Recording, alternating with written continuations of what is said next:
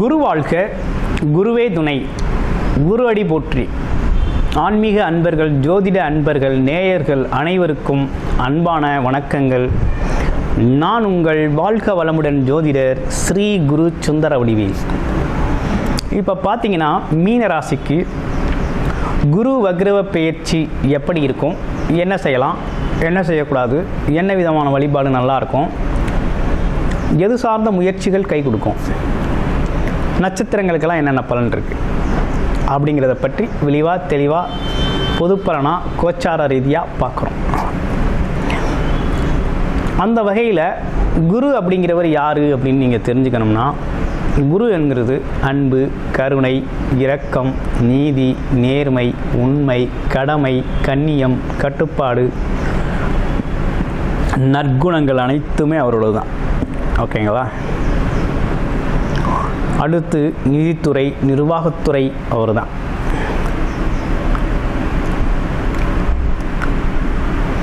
அடுத்து பார்த்தீங்கன்னாக்க ஒரு சுப நிகழ்ச்சி நடக்கணும் அப்படின்னா வியாழ நோக்கம் வேணும்.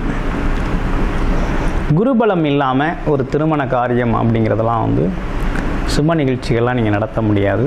அதுக்கு ரொம்ப முக்கியம் குரு. சரி, திருமணம் முடிஞ்சிருச்சு அப்படின்னா குழந்தை பாக்கியம் வேணும்னா அதுக்கும் குரு தான் காரகராக இருக்கார்.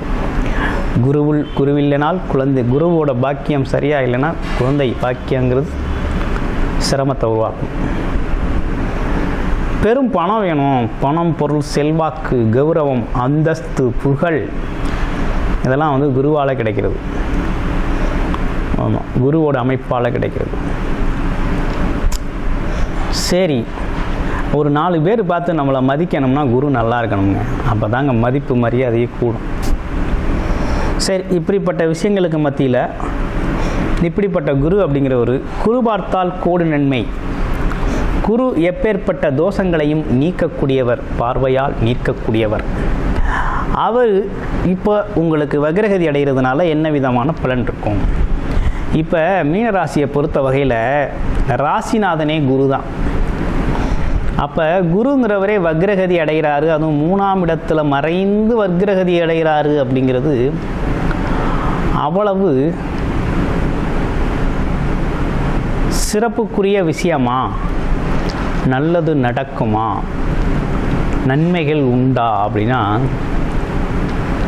3ஆம் இடம் அப்படிங்கிறதுனால பரவாயில்லை, முயற்சிகள் கொஞ்சம் அதி தீவிரமாக எடுக்க வேண்டிய சூழ்நிலை ஏற்படுது. 3ஆம் இடம்ங்கிறதுனால ஓகே.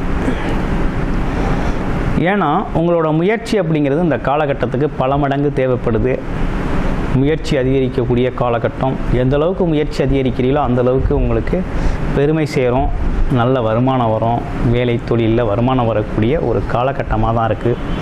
ஏன்னா அது கர்மஸ்தானம்னு சொல்லக்கூடிய இடத்துலையே குரு வக்ரகதி அடைஞ்சதுனால தொழிலில் ஜெயிக்கணும்னா அந்த காலத்தில் அது இரட்டிப்பு முயற்சி அப்படிங்கிறது உங்களுக்கு அவசியம்.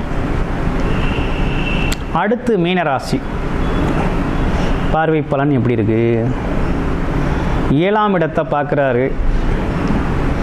திருமணம் சார்ந்த விஷயங்கள், பேச்சுவார்த்தைகள்லாம் அந்த காலகட்டத்தில் நடத்தலாம். வரன் பார்க்கலாம். வரன் அமையலை, ரொம்ப நாள் திருமணம் ஆகலப்பா, 36 ஆச்சு, 37 ஆச்சு, 38 ஆச்சு, இன்னும் வரன் அமையலை அப்படின்னா அந்த அவங்களுக்கெல்லாம் வரன் அமையும்.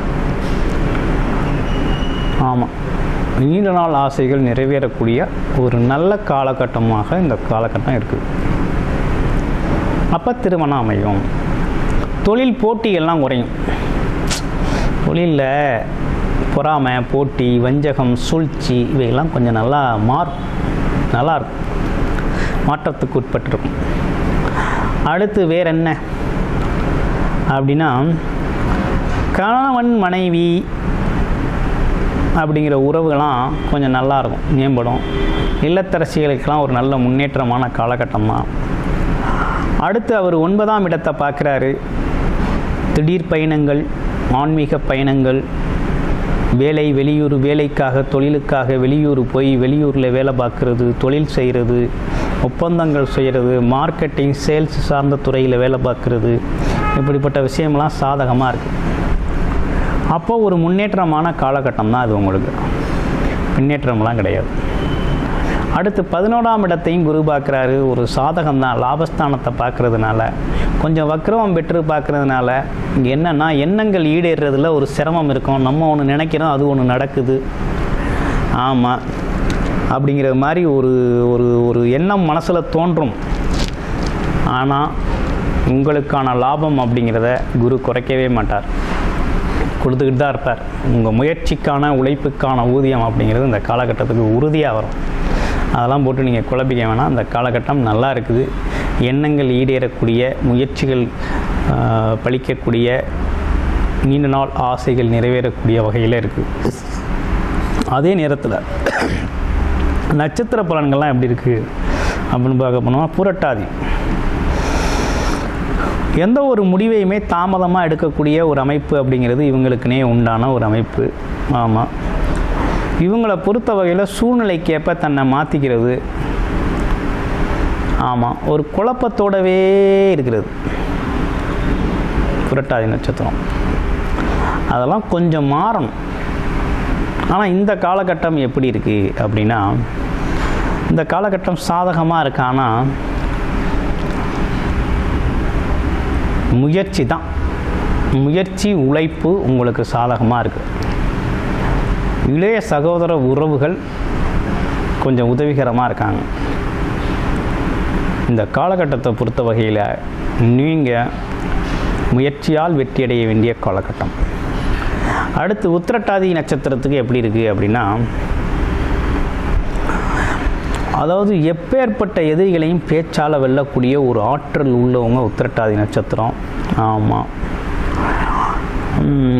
ஆரம்ப காலகட்டத்தில் பார்த்திங்கன்னா கொஞ்சம் சிரமங்கள் இருந்தாலும் பிற்காலத்தில் நல்ல யோகம் இருக்குது. எப்படியாவது முன்னேறிடுவாங்க, பாக்கியம் கிடச்சிரும், வருமானம் வந்துடும், ஒரு நிம்மதியான வாழ்க்கை அப்படிங்கிறதெல்லாம் வரும். கொஞ்சம் வாதம் புரியக்கூடியவர். ஆமாம், எங்கேயாவது போனாக்க ஏதாவது ஒரு கலகத்தை உருவாக்கி வர்றது அப்படிங்கிறதெல்லாம் சில பேருக்கு உண்டு. சில பேர் அந்த விஷயத்தை, அதுவும் இந்த நட்சத்திரத்தில் உடையவங்க ஒரு சில பேருக்கு இந்த மாதிரி அமைப்பு இருக்குது. ஆமாம், வாக்குவாதம் செய்கிறது அப்படிங்கிறதெல்லாம் வரும், உண்டு. இருந்தாலும் இவங்களுக்கு எப்படி இருக்குது அப்படின்னா, இந்த காலகட்டத்தில் விரய செலவுகள், வெளிநாடு போகிறது, வெளியூர் போகிறது, சுப விரயமாக மாற்றிக்கிறது. ஆமாம், பயணங்கள் சார்ந்த விஷயம் நல்லா இருக்குது. ஆன்மீக பயணமோ அல்லது வேலை தொழில் சார்ந்த பயணமோ வெளியில் இருக்கிறது அப்படிங்கிறது உத்தமம். அதே போல் வண்டி வாகன பயணங்களில் கவனம் எடுத்துக்கணும். இரவு நேர பயணங்களில் கவனம் எடுக்கணும். சறுக்கலான இடங்களில் கொஞ்சம் பார்த்து நடக்கணும். படிக்கட்டுகளில் கொஞ்சம் கவனமாக நடக்கணும் அப்படிங்கிற அமைப்பு இருக்குது. வயது மூத்தவர்கள் உங்களுக்கெல்லாம் கொஞ்சம் உதவிகளை செய்யுங்க. வாரம் சனி பகவான் வழிபாடு அப்படிங்கிறத தொன்று தொட்டு தொடர்ச்சியாக செஞ்சு வாங்க, ரொம்ப நல்லாயிருக்கும். அடுத்து பாருங்கள், ரேவதி நட்சத்திரம். எதையுமே யோசித்து செய்யக்கூடிய ஒரு குணம் அப்படிங்கிறது உங்களுக்கு உண்டு. அதே காலகட்டத்தில் பார்த்திங்கன்னா உங்களோட கல்வி அப்படிங்கிறது ரொம்ப அருமையாக இருக்கும். எதிரிகள் கூட உங்கள் திறமையை பார்த்து பாராட்டுற அளவுக்கு உங்களோட திறமை அப்படிங்கிறது அபரிமிதமாக இருக்கக்கூடிய அமைப்பு. தர்மத்தில் பற்று கொண்டவர், எப்போதுமே ஒரு பய உணர்வு இருந்துக்கிட்டு இருக்கும். ஆமாம், உங்களுக்கு என்ன மாதிரி சூழ்நிலைகள் வருது அப்படின்னா, இந்த காலகட்டத்தை பொறுத்த வகையில் திருமணம் சார்ந்த விஷயங்களுக்கு கொஞ்சம் கை கொடுக்கும். கூட்டுத் தொழில்கள், ஒப்பந்த தொழில்கள் கை கொடுக்கும். மார்க்கெட்டிங் துறையில் ஜெயிப்பீங்க. அதே எதிரிகளை வெல்லக்கூடிய ஆற்றல் உண்டு. ஆமாம்,